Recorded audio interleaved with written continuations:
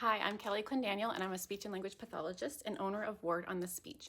And I'm on a mission to help parents just like you better understand your child's stuttering so that you can make changes at home that's going to help your child.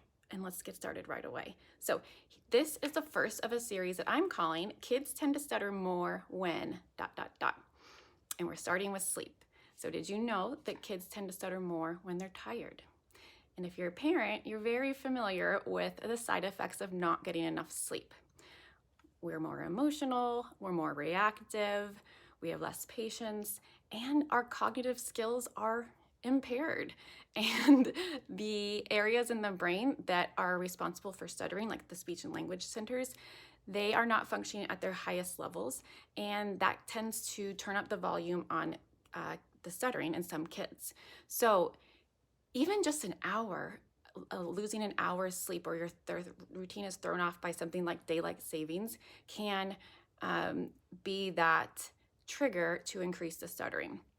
Did you know that the Monday after daylight savings, where we lose the hour of sleep, you're 24% more likely to have a heart attack? More so than any other Monday in the entire year.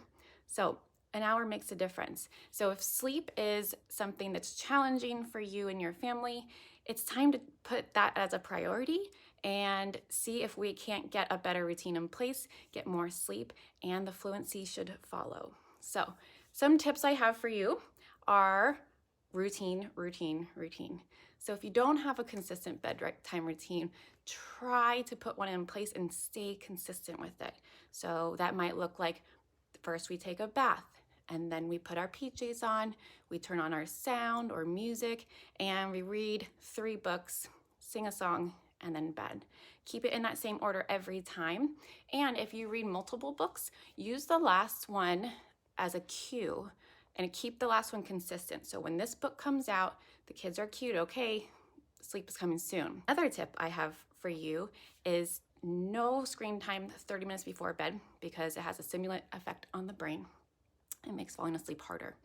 And my final tip for you is kids love a good special occasion toy. So finding something that's special just for when it's bedtime will really get them on board and make bedtime fun instead of painful. So one thing that I use in my house is this cute little $9, got on Amazon, moon lamp. It has a remote where they can pick the color each night.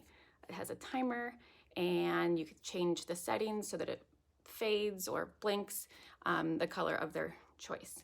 Now, this only comes out during bedtime routine. They're not playing with it during the day in their forts or anywhere else. And so whatever you choose, just make sure it stays as a special occasion just for bedtime. Another idea would be to create a cozy corner, string some lights, anything that makes it special and not something that they're fighting. Also, if your bedtime routine tends to run really long and your child is in and out of the room all night, start an hour earlier. Okay, so what happens when they don't get enough sleep? Because it's going to happen. Your family comes in town, you're on vacation, daylight savings. So what do you do then? If their stuttering is increasing, then try your best to remove all the environmental demands that you can on their speech and language system. So it's okay if that day is generally there's a little bit less talking. They're doing more quiet things like coloring or puzzles, Play-Doh. Reduce the amount of questions you ask, make comments instead.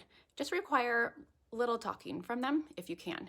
And if you're doing special time, which I hope you are, don't skip it. Use that opportunity to really model the strategy that you're working on at the time, and just use that time as quality time, because one-on-one time, it's great for to work on your strategies that hopefully your SLP has given you, but it also increases a child's self-confidence.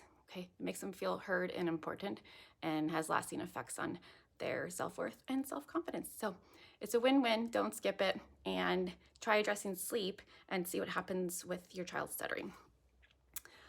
I'll see you in the next Kids Tend to Stutter More When ...